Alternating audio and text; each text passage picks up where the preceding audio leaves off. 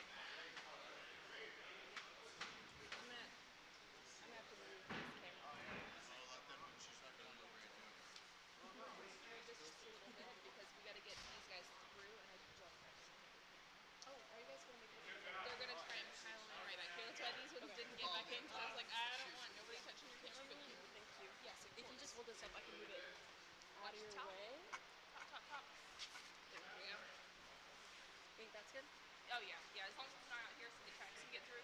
All right.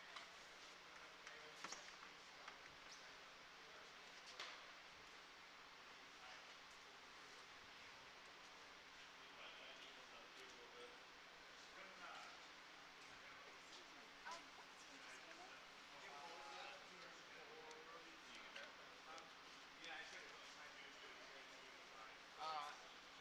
Team 45. Thank you.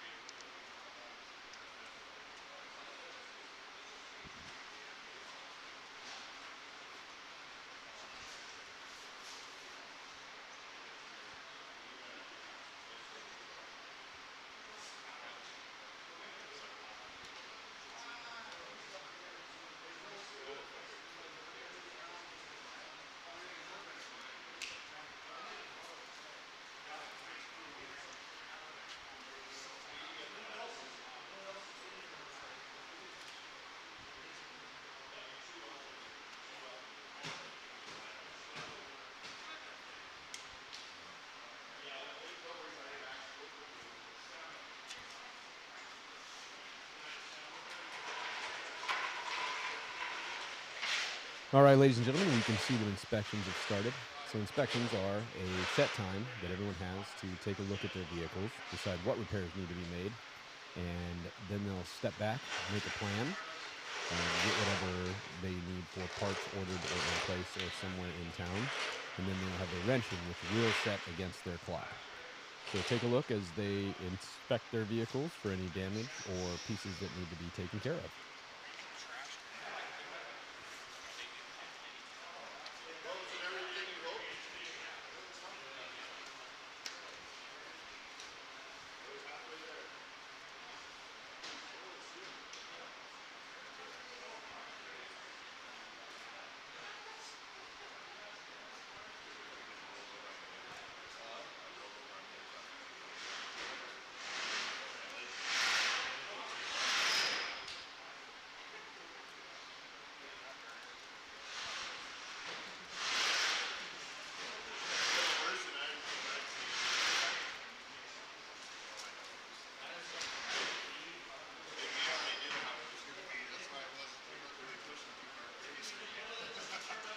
I made one phone call to this guy, and he's like, "No, I'm good." He's like, "Okay, that was the end of my phone calls."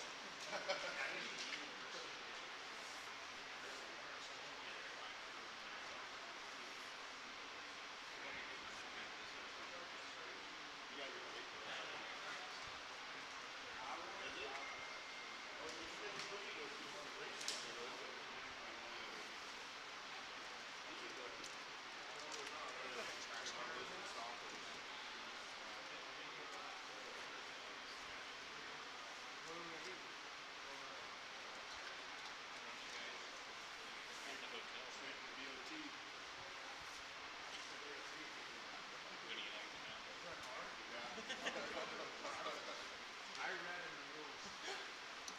I'm allowed to drink during banquets, non-AXS.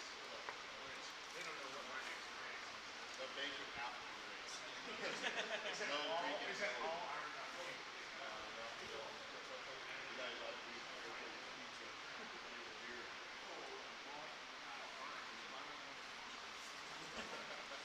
Oh no!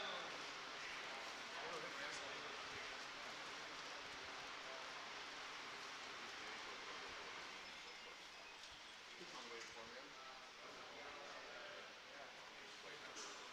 Oh yeah, there's a bunch of them there. Yeah, you gotta be careful through that section. Between White Mountain Nome is one of the most dangerous sections there. So much shit to hit tires.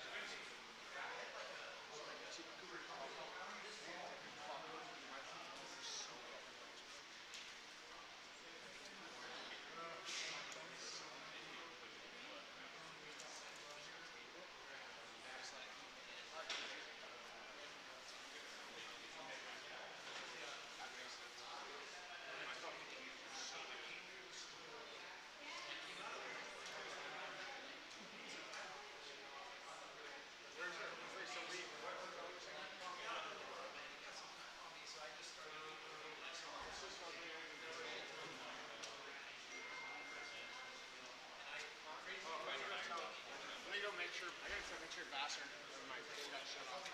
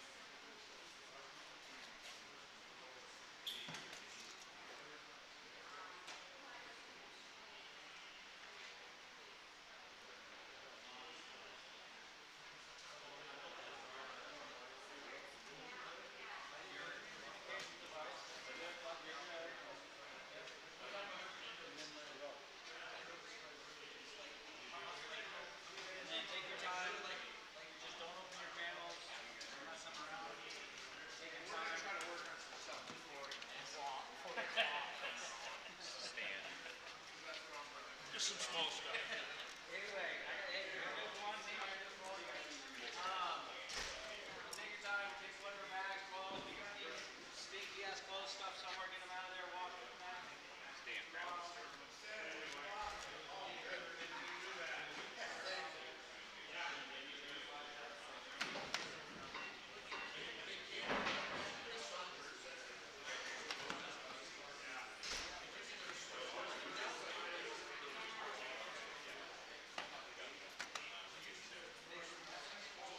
All right. All right. See you, bye.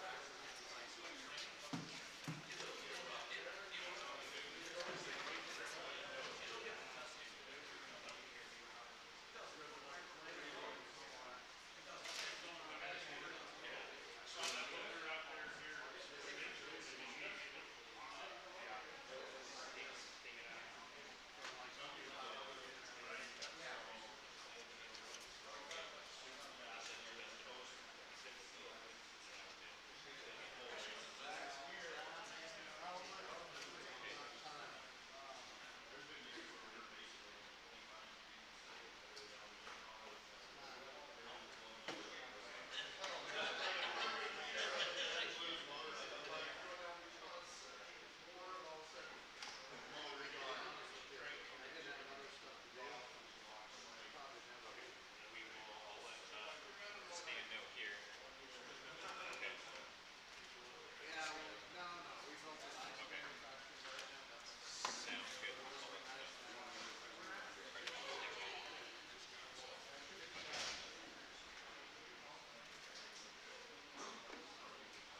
That was they were stopped. I think so.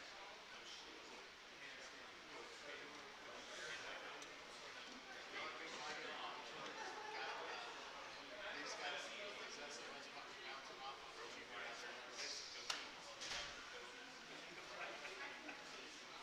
Yeah, I thought I would leave it.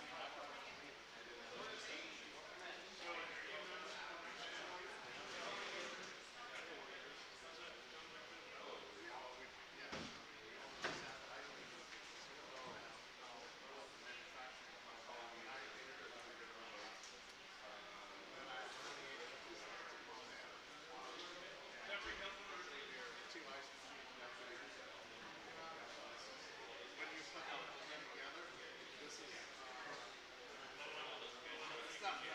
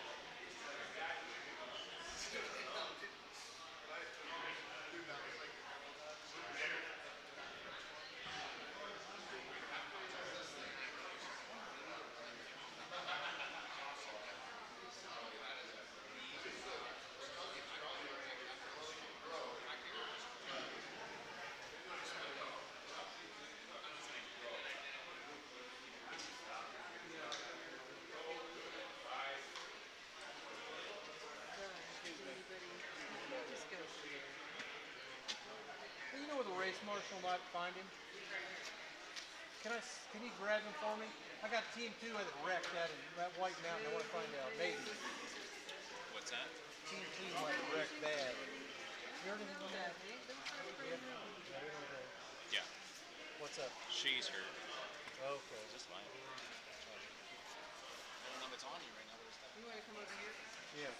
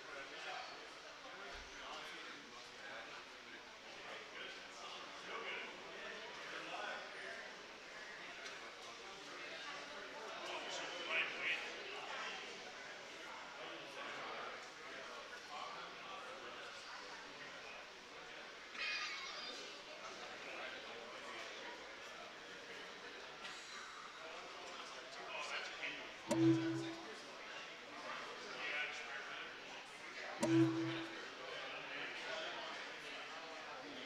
turn it up and tell me if you can see me hitting my microphone. Over.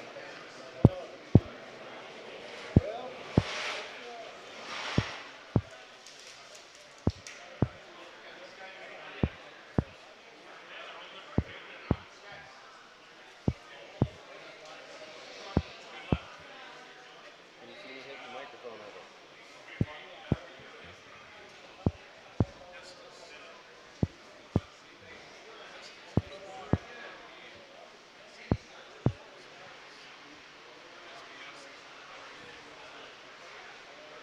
Yes, it should look like a heartbeat in 3, 2.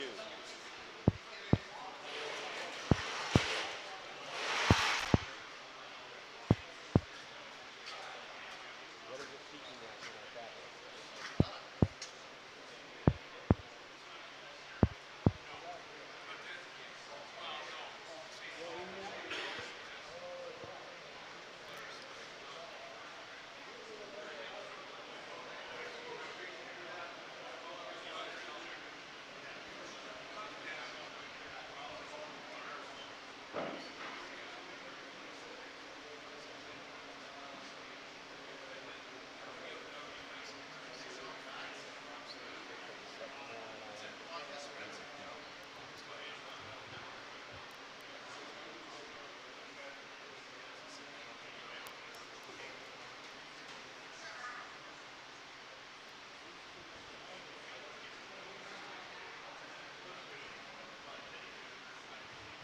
Ladies and gentlemen from around the nation and around the world, welcome to the Nome Garage in Nome, Alaska.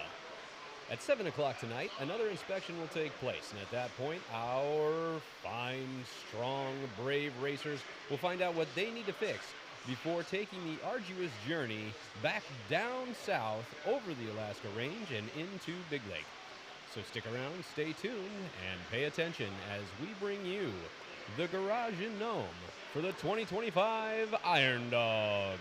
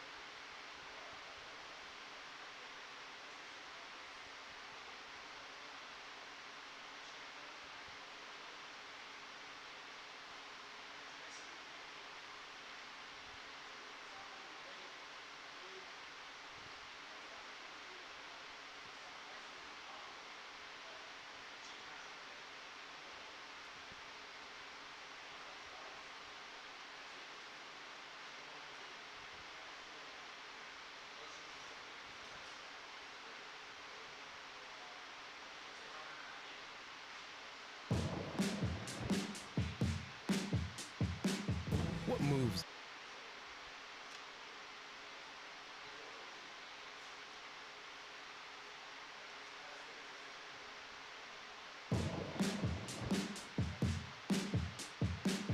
What moves you? Everyone's chasing.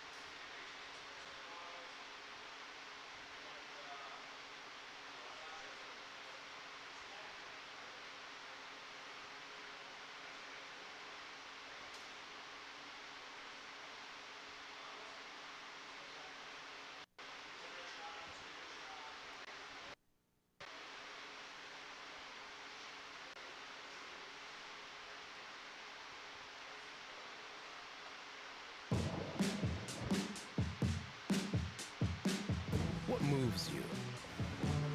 Everyone's chasing different pins on the map, and while they may never catch them, it's the thrill of the chase that keeps you going each and every season. It's the evidence in every ride and the adventure in every story. So here's to the next chapter.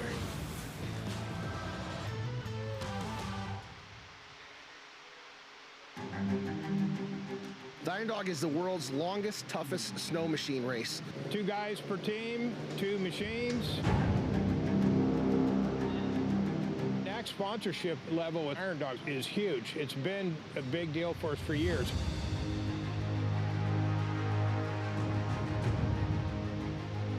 Northern Air Cargo is the largest all-cargo airline in the state of Alaska.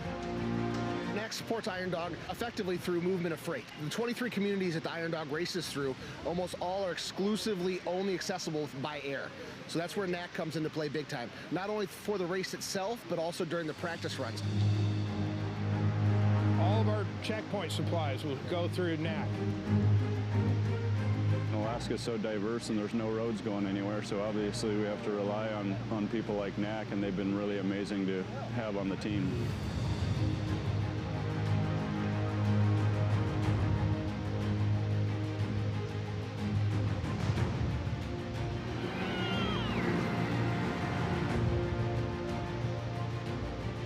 NAC has been huge for us. It's a big deal, and we really appreciate them.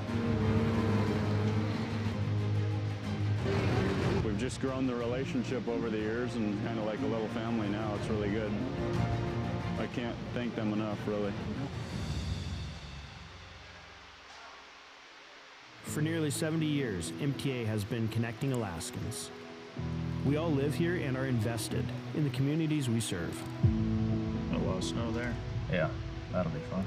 We've built our network to evolve and power new solutions, inspired by our members. I think everything looks good. Yeah, looks perfect. So that you can connect to whatever it is that drives you.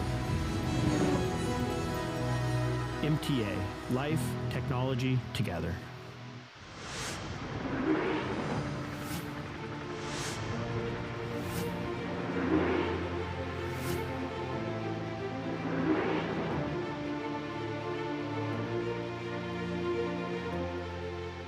When I started at LifeMed, I set a vision that we would be safe, sustainable, and leaders in our community. It is critical that LifeMed continues on its journey, providing the highest level of care for all Alaskans across this state. I don't think there is another organization that reaches so many different parts of Alaska on every single day than LifeMed. I'm so proud of the work that we do, and I'm so proud of us being strong community partners in all the places that we go every single day. LifeMed is safe. I don't accept anything that is not safe. We inherently work in an environment that is challenging. Alaskans know firsthand that the places that we live are remote, they are dangerous, the weather will change at any given moment. And for my med crews who go out to save lives in these environments where it could be 40 below or it could be 90 degrees and everything in between, safety is the most important thing. It's the first thing we think of. It's the last thing that we think of before we go. In the aircraft before the flights, the crews say all to say go, one to say no. We value every single person's opinion. We want to make sure that everybody feels safe, that everybody feels comfortable. That is important, and as a team, we encourage everybody to speak up and say something if they don't feel that way, and then we stop and we pause and we evaluate. Safety is critical in this operation. Again, if we are not safe, then we're not successful. Rest assured, when you call LifeMed, it's the only call you'll have to make.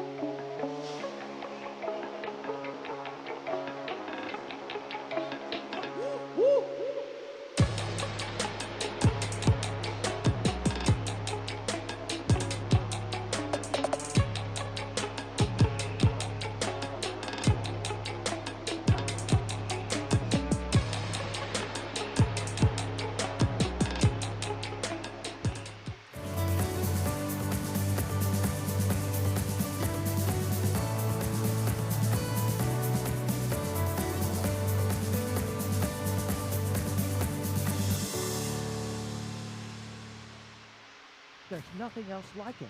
Carving your own trail. Going where no one else has gone before. Best way to get there and back? In your new Ram or Jeep.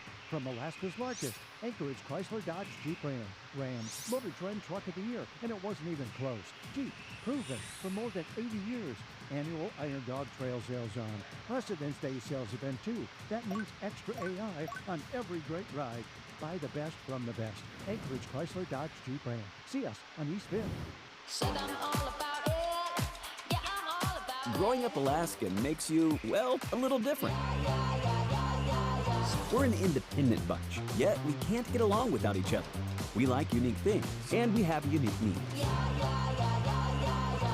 That's the whole reason we created Club 49, the only travel benefits program made for Alaskans, so you can be you. Alaska Airlines Club 49.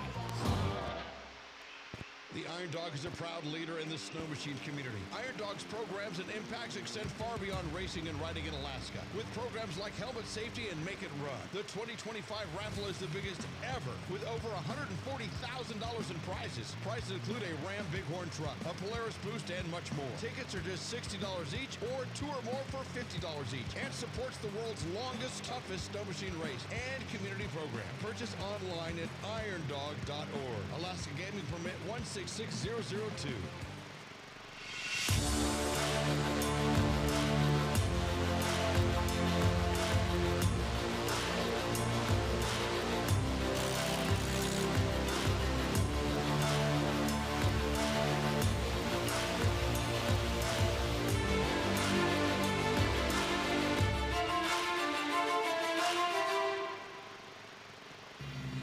Whether you blaze trails on wheels or on skis, you know what it takes to get where you're going. At First National, we deliver proven local expertise. We go the extra mile with high-performance digital tools, and we put it all right at your fingertips. First National Bank Alaska, 100 years shaping tomorrow.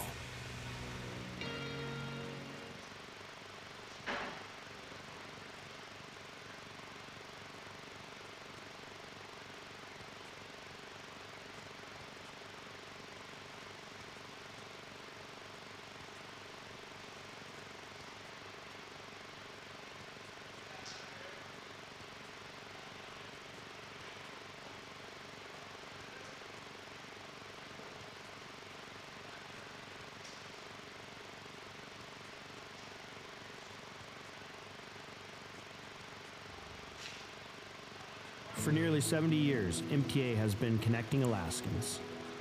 We all live here and are invested in the communities we serve.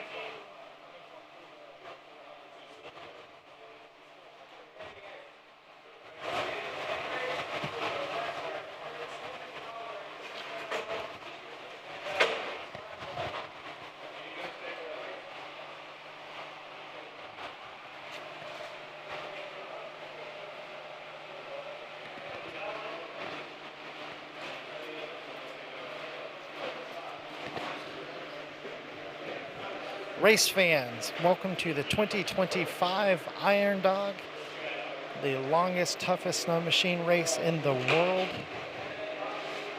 And what you're seeing is here in the Nome City Garage, Team 14 is on their 15-minute off-the-clock inspection time. And so what does that mean? It means that when racers go on the clock for running the race, running the trail, doing maintenance, fuel, all of that kind of stuff, all of that is on the clock. And pretty much everything they do, driving and working on the machines, is always on the clock the entire trail, with the exception of when they get to Nome, which we're the official halfway of the race. Then they are allowed 15 minutes to check the machines, and this is off the clock. Now, what can they do? Obviously, as you're watching, they can take flashlights and they can look. They can do a compression test.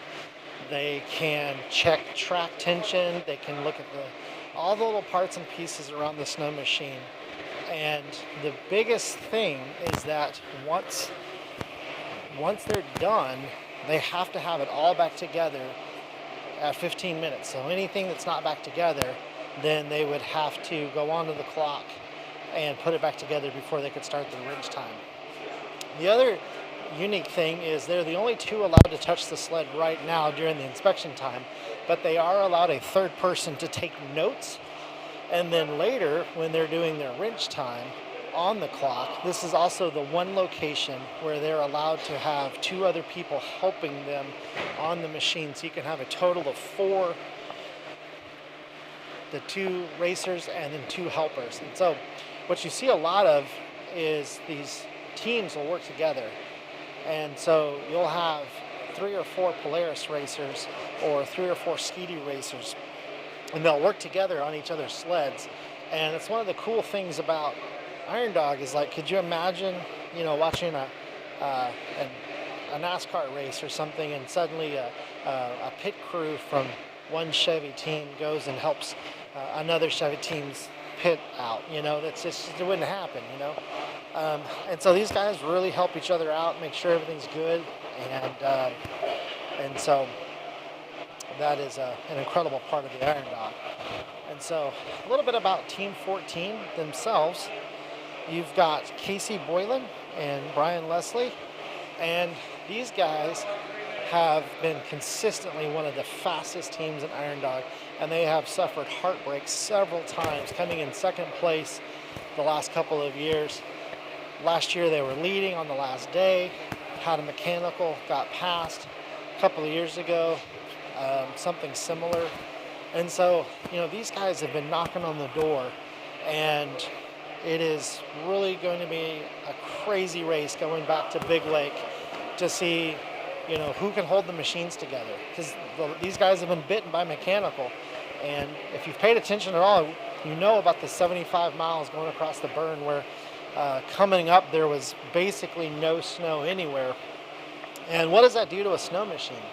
Well, the cooling relies a lot on snow and ice getting up into the track and helping everything cool. It helps the engine cool. And so, what kind of wear and tear does that do to the inside of a motor when you've run 75 miles with basically little to no cooling, except for maybe some ice bags or something if they happen to get it at a checkpoint, or pull over and shovel some snow from off the trail, things like that. But it is grueling on the internals of this machine. And so some of that may not show up until they're going back across that burn. So even though these guys are running in the top right now, and we've got 4 or 5 teams within about an hour of each other, which is incredible for the halfway point, then but it's anybody's race at this point.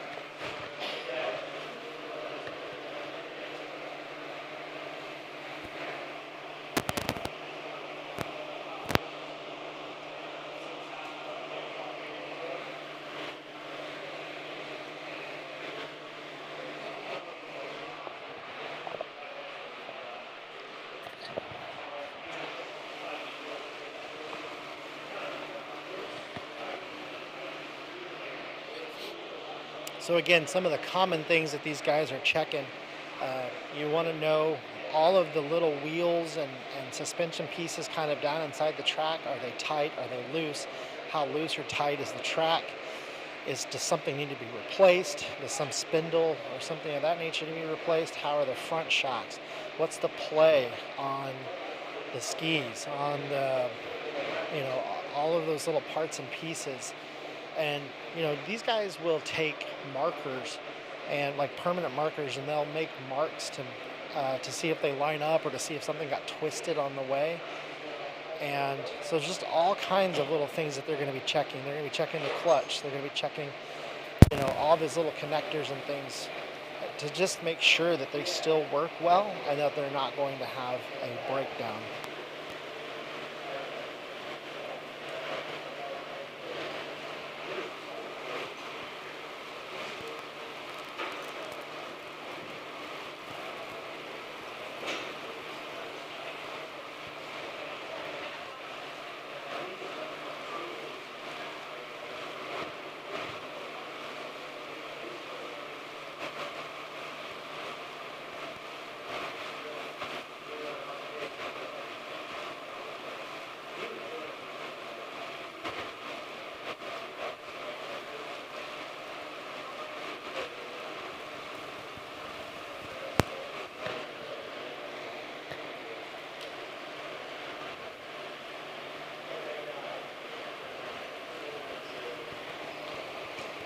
So one thing that you've noticed, or maybe you haven't noticed, is these guys have been completely looking at one sled. But there's two sleds. And so as soon as they get done going through their checklist on the one, they have to look at the other sled. And again, this is a 15-minute inspection time. And so they are right on top. The marshal just yelled out they are at halfway. And they're finished buttoning up the first sled, and they are moving to check the second sled. So, and these guys are, one of their big sponsors is Hydrate Alaska, and it's a really cool company. They're in Wasilla Palmer on the PW. These guys have different types of IV drips and things of that nature, and so a lot of the Iron Dog guys will go get fluids and electrolytes and all the kinds of things that your body needs to be at peak conditioning before hitting the Iron Dog Trail. And then they will, the last couple of years, they've actually been here in Nome at the halfway, and any racers that are needing some fluids, electrolytes, they've been providing that. And so, so Team 14 is one of the primary sponsors, is them. And it's always cool with racing. Look, I mean, you got to have fans, you got to have racers, got to have volunteers, and you got to have sponsors. And so we like to highlight those things for you guys.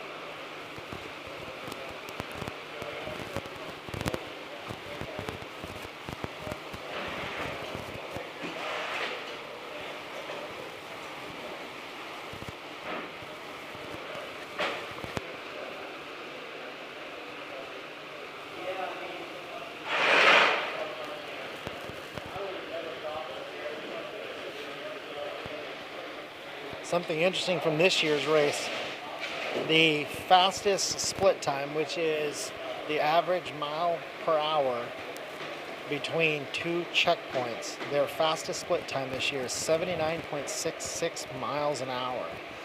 And so their average split time, which is the time it takes between two checkpoints, is 57 miles per hour.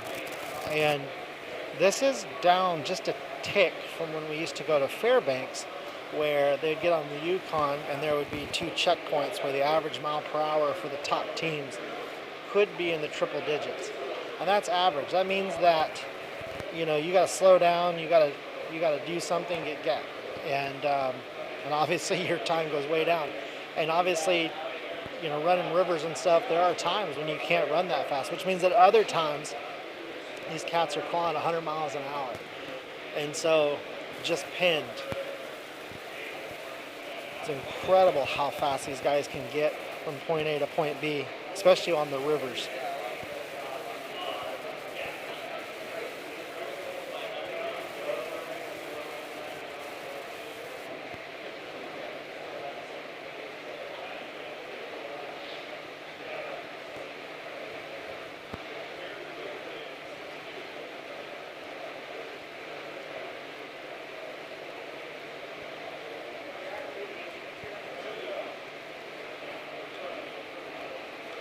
So Curly, Boylan, and Leslie are sitting in third place with a course time of 30 hours, 30 minutes, 13 seconds. That places them about 21 minutes behind second place and 27 minutes behind first place. And if you think that's a ton of time, just remember that this morning there was, I believe, 30 to 40 minutes between first and second, and another 30 to 40 minutes between second and third. And so we have really tightened this field up, and there's only 55 minutes between first and fourth, and an hour and 14 minutes for the top five. And so one big issue, and that completely changes your top two, top three, top four, or even your top five. And so there's a ton of racing left. Remember, once these guys go on the clock to actually do the wrenching, those times will be added to their course time. This is not part of that. This is part of the 15-minute inspection time that is off the clock. But these guys will take all the notes. They will get all the parts and pieces together. And then, like a NASCAR pit crew, man, they'll lay all the tools out. They'll lay all the parts out. They'll make a list of what to do, first, second, third, fourth. They'll assign responsibilities to each of the four members on the work team, and then these guys will get after it. I've seen a whole piston, the whole motor get pulled apart and change a piston, put back together and in the machine in an hour and 10 minutes. And if only the local shops would do that for their $150 rate, that'd be incredible, right? But so these guys do an amazing job. And we're probably coming up to the end of the time here pretty quick. And so they are starting the process of putting the machine back together and making sure that all the little, everything is buttoned up. Again, everything has to be buttoned back up just the way they brought the machines in here after the inspection time. And if not, they'll have to do that on the clock before they can start wrenching.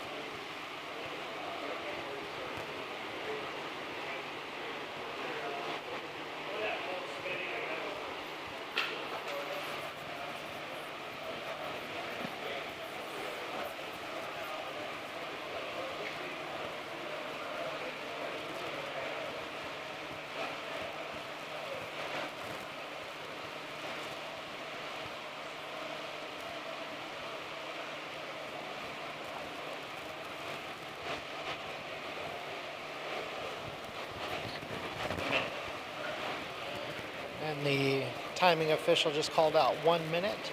So they've used 14 minutes and they've got 1 minute left. But looks like they got the machines pretty well buttoned up. They're just doing some last minute checks and make sure, and they are finished. So Team 14 currently second place in the 2025 Iron Dog.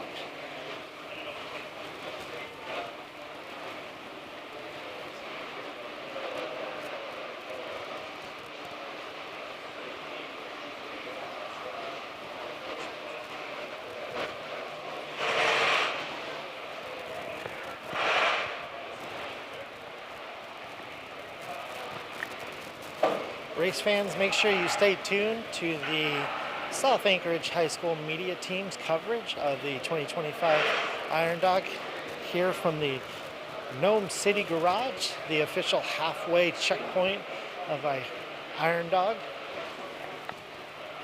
And we'll be back as more teams start working on their machines.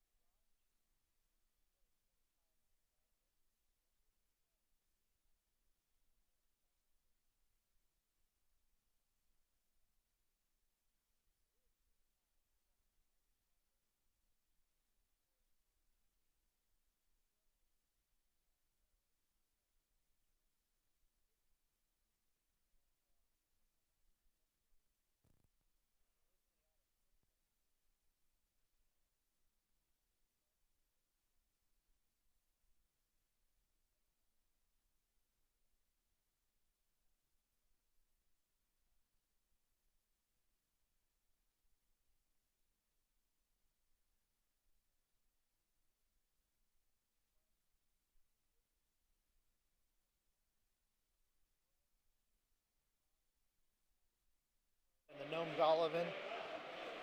race, which is one of the most famous races up here.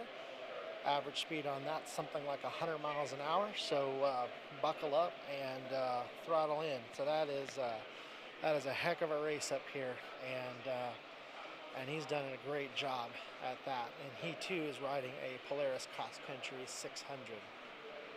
So currently in the 2025 Iron Dog, these guys are in 4th place. They have a course time of 30 hours, 55 minutes, and 10 seconds. And so that puts them approximately 55 minutes behind the leader. But if you tuned in a few minutes ago, as we were kind of talking about Team 14 in 3rd place, anything can happen in this race.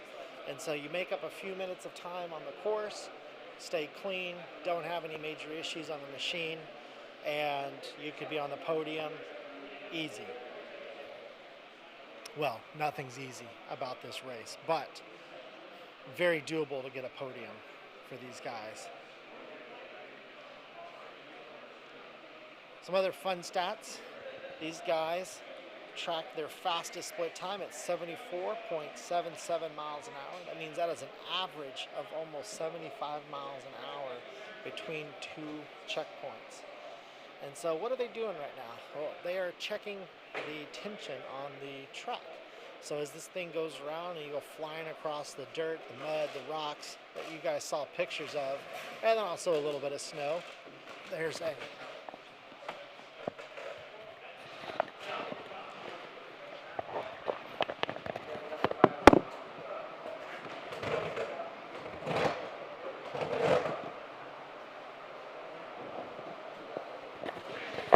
Sorry for the quick break, folks. We just had to move a sled out of the way so these guys could tip their sled over without being interrupted. So we try to do that in the garage here, try to make sure that these guys have all the work room and that nothing else is in their way. So as I was saying, these guys, one of the biggest things that these guys are checking for when they do this inspection is what is the condition of the track. What are the condition of all the little wheels? What are the condition of the shocks? And everything really down there underneath the machine. And so really trying to figure out, is there anything that they really need to pay attention to, fix, adjust? If you look real closely, a lot of the little parts and pieces will have red paint or Sharpie, and that helps them understand just from a visual perspective, what's twisted? Is anything getting ready to break? Is anything completely out of alignment? And what do they need to do? When they first got started, one of the things you saw, they pull a tape measure out and they want to measure to see the front end alignment and to see what's going on up front. Is anything twisted? Is anything off? And so again, these guys, they tear these sleds down all the way to almost nothing when they get them. And they start doing all kinds of work and welding and extra braces and extended fuel tanks. And there's all kinds of things they do. And so they're checking all of that. They're checking the welds. They're checking to make sure that the machine is capable of going the other half of this race. And then on the 15-minute off-the-clock inspection, these guys are allowed another person to help take notes. And so they'll be calling out what needs to be looked at, what needs to be done on the machine, and they just write it all down. And then they'll make a game plan, they'll gather parts, they'll gather tools, they'll get everything they need, and then they'll start their on-the-clock wrench time later on. And so, critical 15 minutes off the clock to be able to do a lot of different things on the machine. They are allowed to do a compression test if they feel like they need to, but for the most part, though, they're not allowed to do anything mechanical.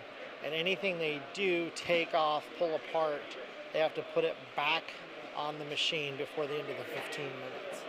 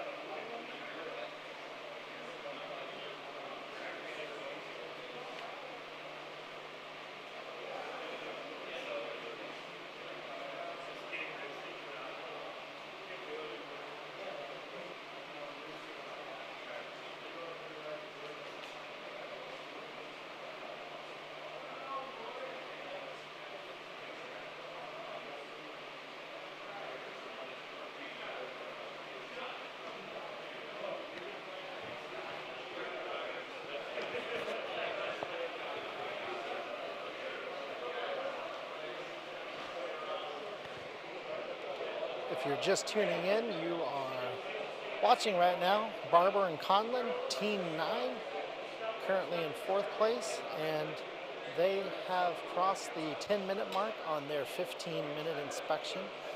And so, you know, as we were talking a couple of minutes ago, you know, one of the primary things these guys are looking at is how is the machine holding up? But that's a big question, but it comes down to all the little parts and pieces in and around the suspension, the wheels, the tracks, the front skis, the front spindles, and you know, are they moving the way they're supposed to be moving or not moving the way they're not supposed to move, you know? And when you go through, you know, these guys have been something like 1,400 miles in the last couple of days across rocks, grass, frozen tundra, tussocks, and of course some snow somewhere in there. And so these guys have been through a grueling first 1,400 miles. And as hard as it is on their bodies and as hard as it is on their minds and doing all of that, these machines take a pounding. And so this 15 minutes is a critical time for them to be able to check all those systems, check how tight or loose certain things have gotten, and what do they need to do when they go onto the clock wrenching to make sure that these machines can make it the 1,000 miles back to Big Lake between now and Saturday. So a very important time for the two racers to figure out exactly what's going on inside the machines. A lot of times these guys will have a pretty good idea if something's going wrong, you know, if they've got something getting loose, some kind of engine trouble, some kind of electronics trouble. And these guys will know before they get to this inspection kind of what they should be looking for. But then on top of that, there's just a lot of things that they want to visually check.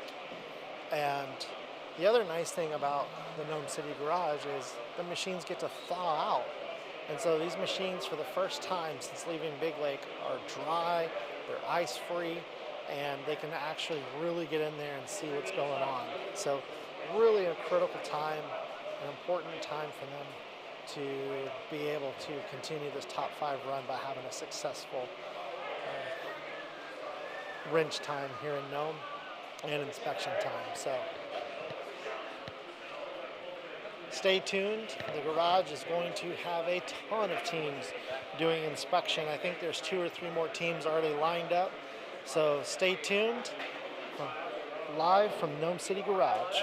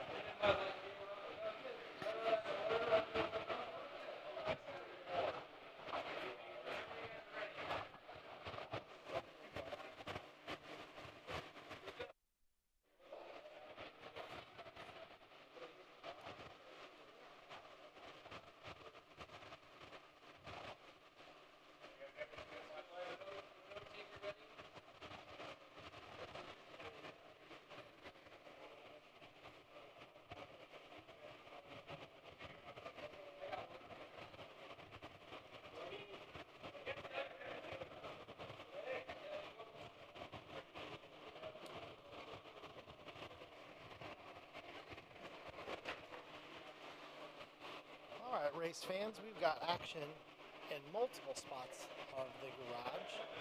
We've got Team 3, Kleinwein and Wells, who is just getting started. And we also have, sometimes it's tough. I think it's Team 23 that is also on the clock inspection. And so, sorry, off the clock, their 15-minute inspection. And so, we'll talk a little bit about Team 23 first.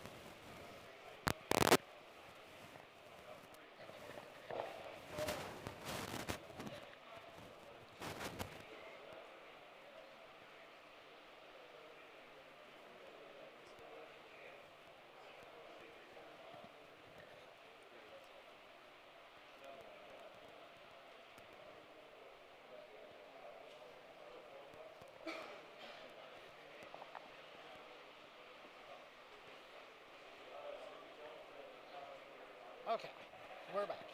Team 19 is the one that is doing their inspection. And on the other side of the garage, I was having a hard time seeing. So, Team 19, 1-9. And that is Barber and Moore. and they are currently in 8th place with about a 35-hour course time. So it's about 5 hours, 4.5 hours behind the leaders. And so a little bit about them, Barber and Moore. Barber was born and raised in Alaska, but he has a southern heritage. Says he's living in Willow and wants to thank his wife Tammy and his 3 kids for allowing him to continue to do this. He's on a Polaris Cross Country 600, and his partner Chad Moore from Sterling, Alaska.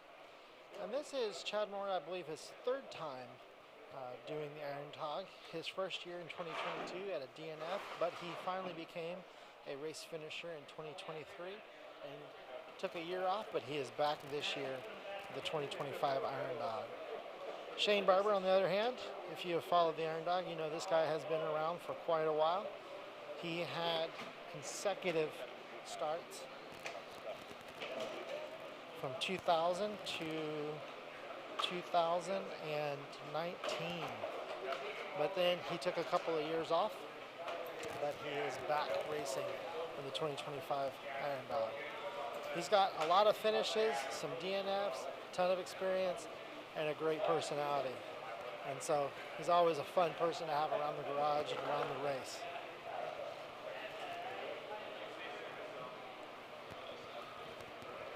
Some fun statistics from this race.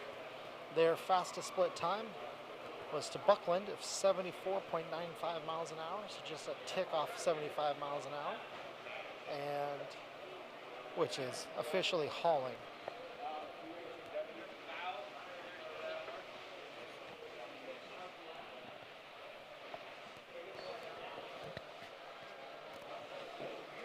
Sometimes it's kind of hard to see exactly what these guys are doing when you're watching the live feed, but as we were talking about earlier, you know, one of the primary things that these guys do on this 15-minute inspection is all the points on the machine that touch the ground and the systems that support that.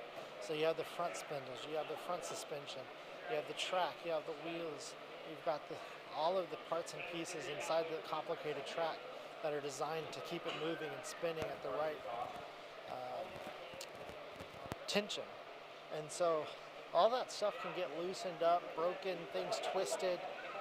You know, you hit too hard going off of a little bit of a launch point on a snow berm, and things can start getting busted.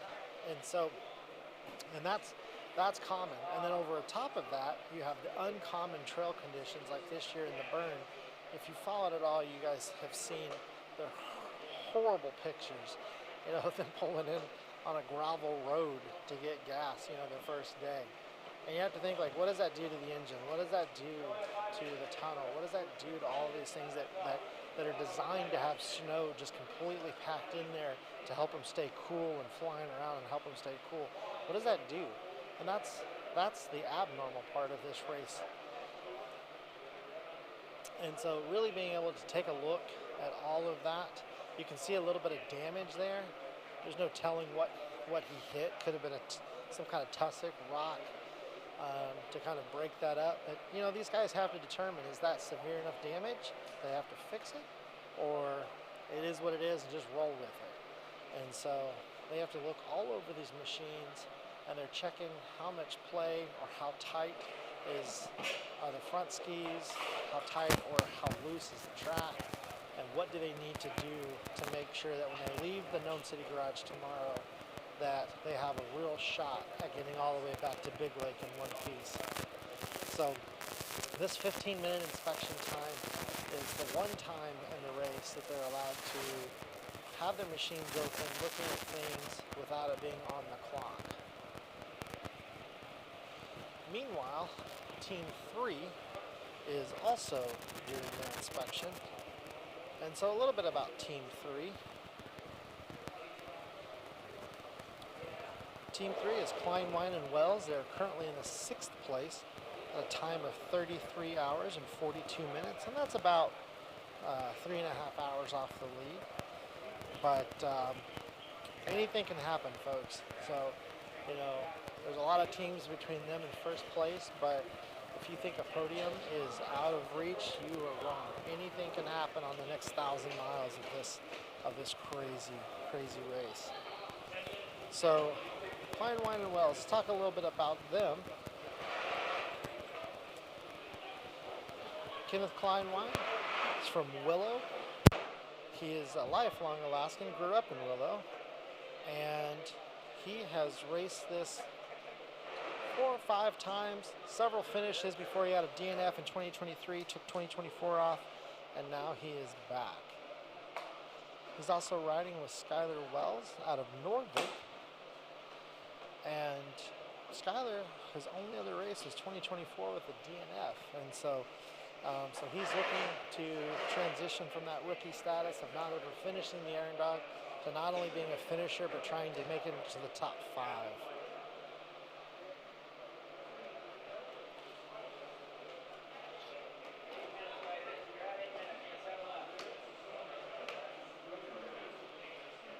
What's so incredible about this race is, when I started following the Iron Dog about 12 years ago, the race was from Big Lake to Nome, and then Nome back across to Unalakleet. They would take the portage back to the Yukon, but then they would head to Fairbanks up the Yukon. And bad things could happen. You're flying up the Yukon, things could still go wrong, but for the most part,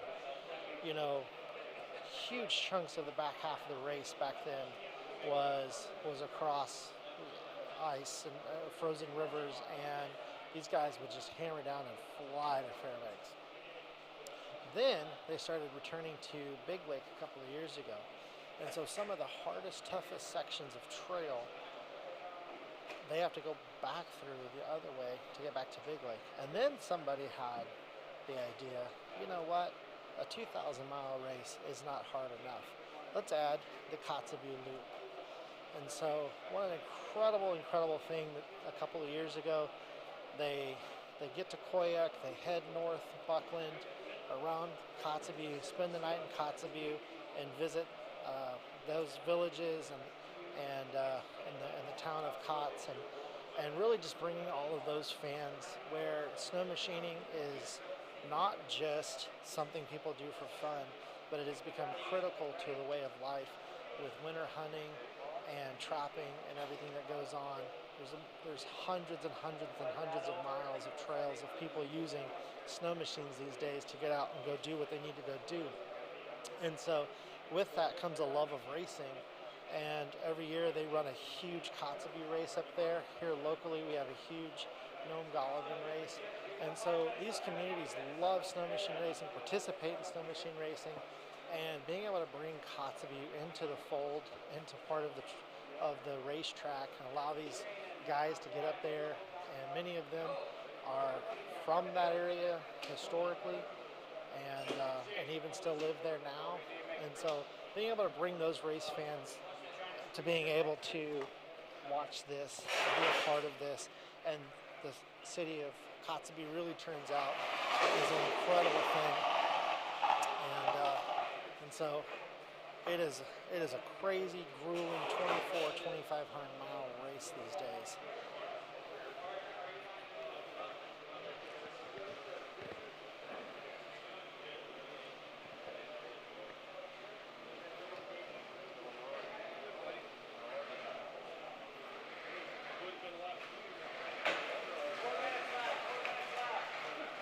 So Team 19 is done, but Team 3 has about 4 minutes left on their inspection clock.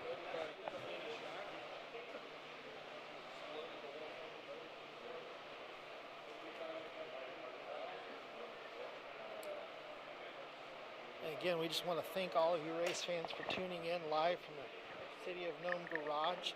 Also want a big shout out to the City of Nome for allowing us to use the garage here. Is the garage where usually the snow removal tractors and road graders stay, and they move all that outside, park it in the cold. Sorry, operators, but we appreciate it. A nice, dry, warm place for all of these machines to get dried out after the first 1,400 miles of the race, and then allow the racers a good spot to do the maintenance and the wrenching that they need to do.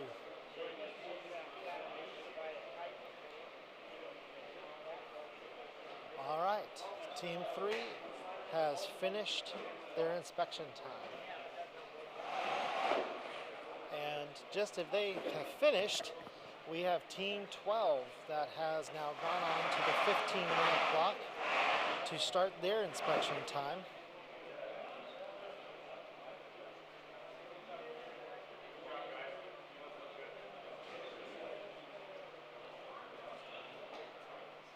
Team 12, Collins and Wicken, they are currently 14th place. They have a course time of 43 hours and 25 minutes.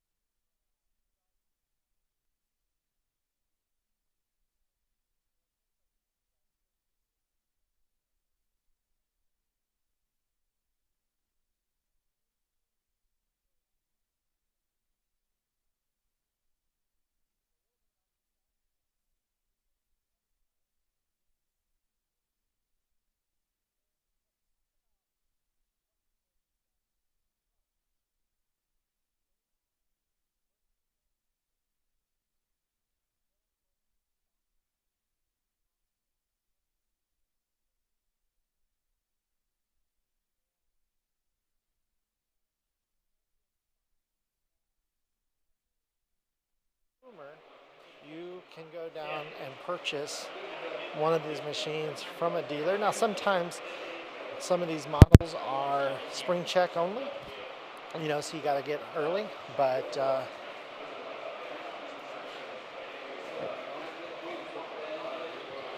so right now we've got Collins asking for some clarifications on some of the rules or what they're allowed to do.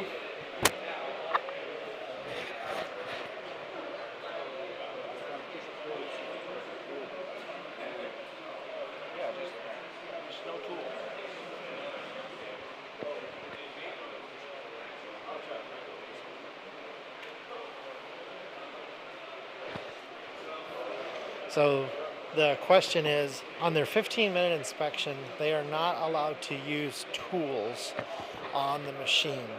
And so things that they can just unclip, they can take off. They're allowed to use flashlights, but they are not allowed to use any tools to pull something apart.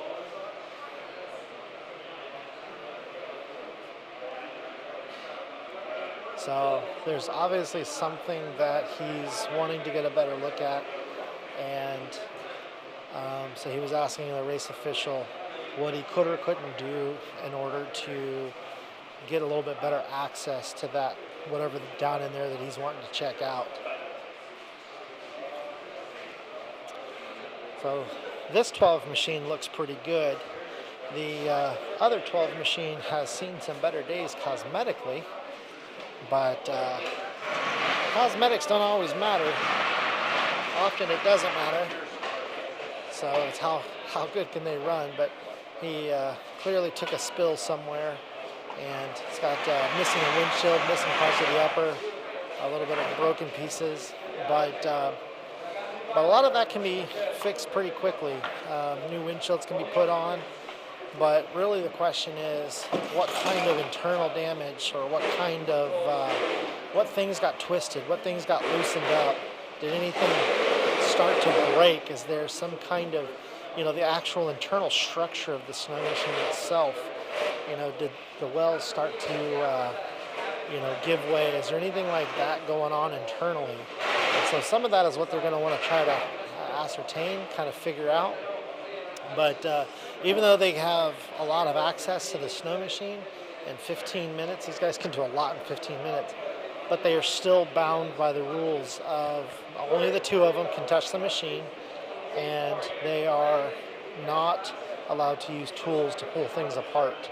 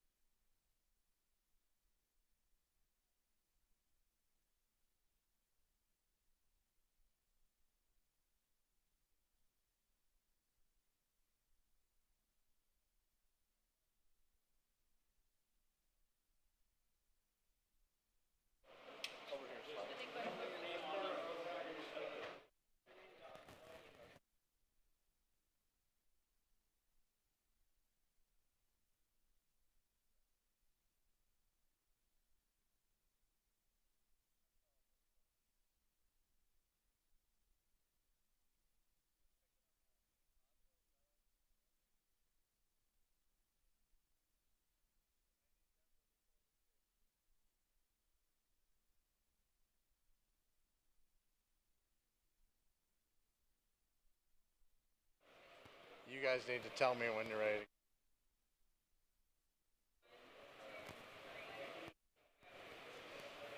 All right, this is Mike Vassar, the Executive Director from the Iron Dog. We're here in the garage. As you can see, this is the evening update. What an exciting day today. Lots of sleds here still. We still have a lot of sleds in the field for sure. And some updates from today. Definitely wasn't a mistake-free day, that's for sure. A lot of sleds that had some issues, some crashes, some broken arms. Thank God nobody's seriously hurt. We do have one team that's still out there, but we're looking to get them into safety here shortly. Crazy, the field has got more bunched up at the top. 1 through 5 now is about an hour and 15, just 15 minutes roughly apart. So it's getting really tight. Those positions could or could not change tomorrow after the wrench time gets added in. Looks like some of the front sleds do have some work to do, but not a ton. Some don't have a lot to do, so it's all good. We did have Team 42 come in. I think it's Swenson. He did have a broken arm. Amazing. He rode from north of Koyuk all the way to Nome with a broken arm, which is insane. And they did scratch here, but he was in great spirits. And I said, "How do you feel?" He said, "It's nothing. It's just a broken arm." So kind of crazy. The Hillary Gossett and Tim Gossett are in as well. They look good. They were in great spirits. That's one of the co-ed teams. One thing we're having some issues is we're having the weather's been a little challenging today. The wind's blowing pretty stiff here in Nome. The racers are telling me that the course is great for the most part, but the wind is blowing at 30 or 40 across the sideways, so it's a little tough coming in. Looking at the weather, it's supposed to let up a little bit tomorrow, so we should be in great shape tomorrow, hopefully. Doesn't look like there's a storm coming. Looks like a little bit of cloud cover tomorrow, so we should be good tomorrow during wrench day. We're having a little bit of trouble with Facebook, and so we're going to create some new passages for viewers to go to on the Iron Dog website, irondog.org. You'll be able to go under latest news and see the links there to catch all the latest action and what's going on at Iron Dog. So from Iron Dog on Tuesday night here from Nome, this is Mike Vassar, and we'll get back to wrenching tomorrow and get a plan to get these guys out here on Thursday headed home. So thank you. We'll be back tomorrow.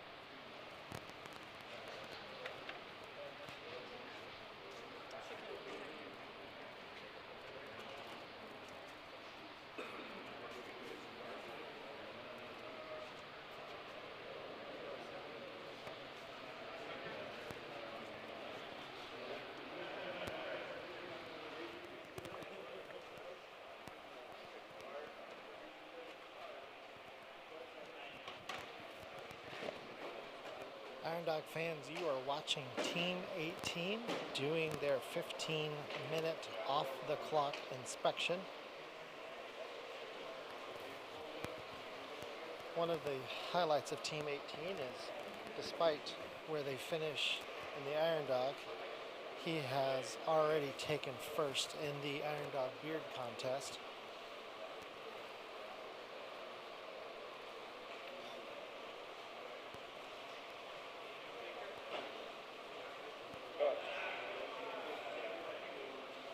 So, Chris is from Sparks, Nevada, but he grew up in Dillingham,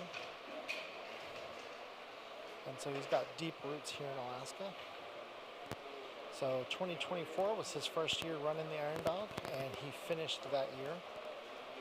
His partner, Austin Carroll, is 18 out of Fairbanks, and this is his rookie year. These guys are riding Polaris cross-country 600s. And one of my personal favorite sponsors is One Call Hall with the Texas logo, as I'm from Texas. I think that's the first time I've ever seen a State of Texas logo on an Iron Dog machine, so shout out to that.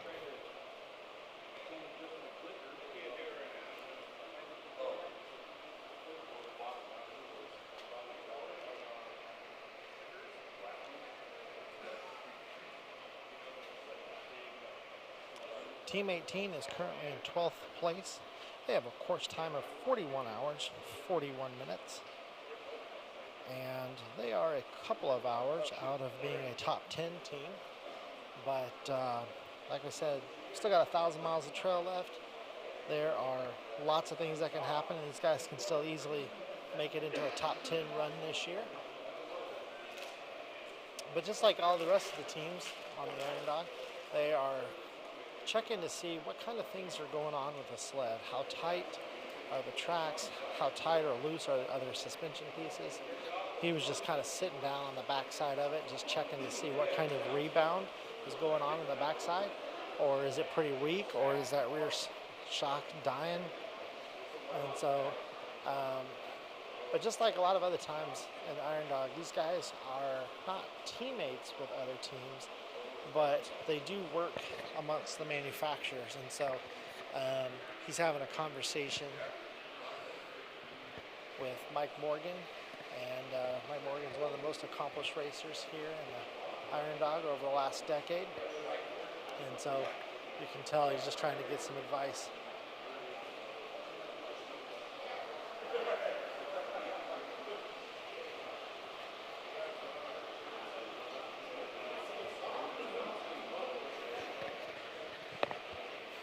Also having started their inspection is Team 4.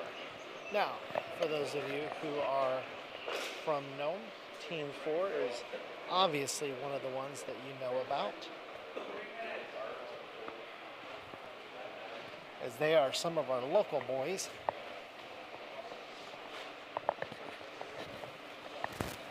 So we got Bubba and Hugendorn, Team 4.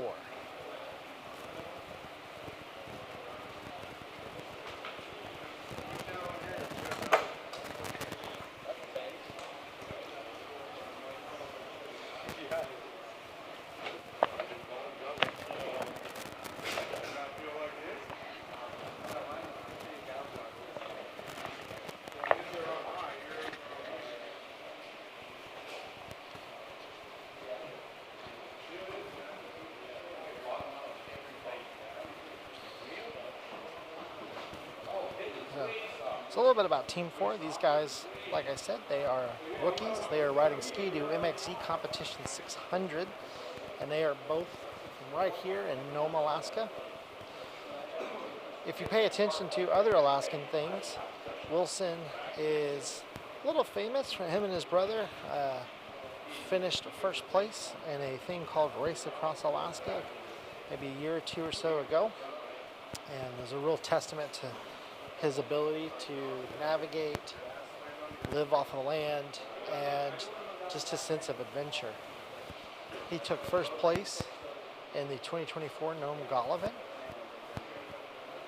And he took 3rd place in the Nome Cannonball and other various races. He's done really well. Also finishing the previously mentioned race, Archie Ferguson, up in Kotzebue.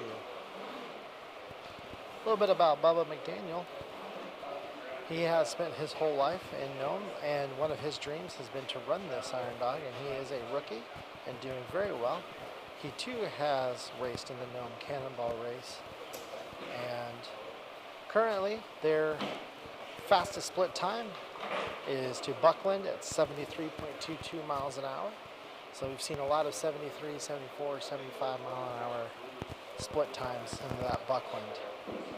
Just as a note, the split time means that is their average speed over the course of that section of the race, which means at times they're doing well over 100 miles an hour, but at other times they have to slow down to 30, 40, 50 miles an hour.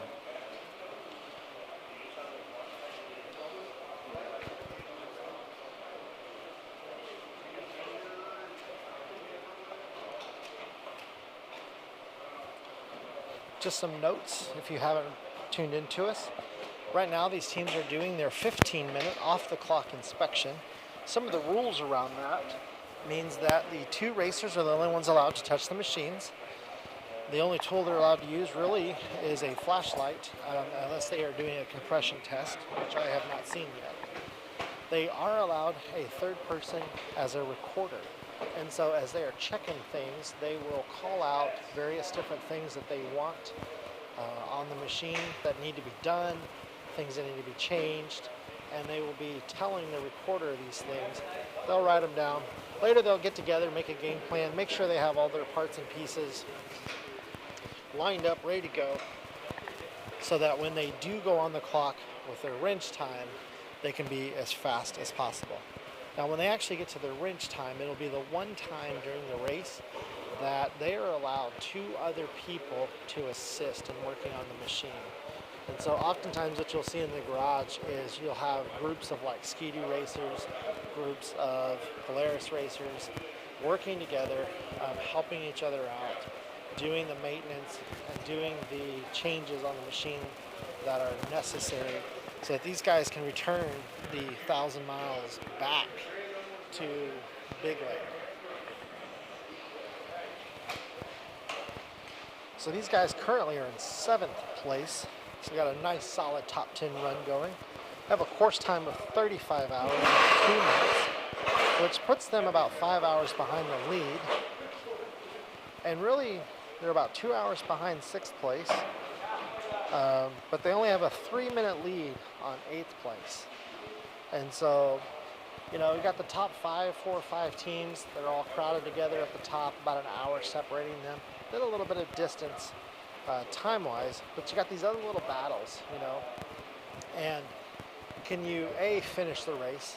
B, can you finish the race as a top 10 as a pair of rookies? That would be an incredible feat. And so these guys are hard at work trying to make sure that they understand everything that's going on with their machine. And these machines came from Wilderness Ski-Doo right here in Nome. And a lot of times these racers, again, they tear these things down all the way to the frame. And there are some extra welds that they put on.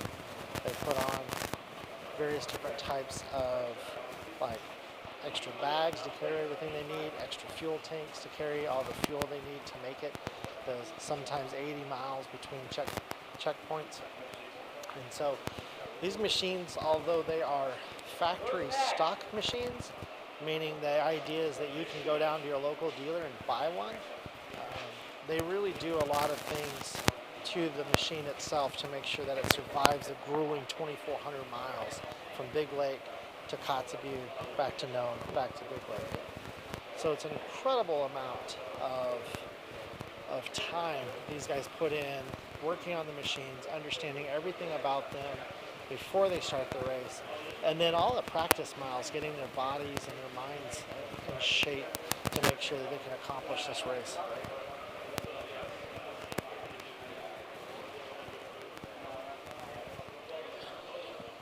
So you guys have been listening and watching live for the Nome City Garage. The feed that you are watching is coming to an end and a new feed will launch. So if suddenly you're watching, enjoying the coverage and everything comes to a stop, go back, start the new link, and you will be right back with us live here in the City of Nome Garage 2025 Iron Dog race. Most teams are doing their 15-minute off-the-clock inspection, and we're trying to bring you as much of that as we can. And not sure there are any teams that will be actually fully wrenching tonight, but there will be a full day of wrenching tomorrow, and we will be bringing that to you as well. So keep tuning back in, and when this goes done, start the next one. Thank you.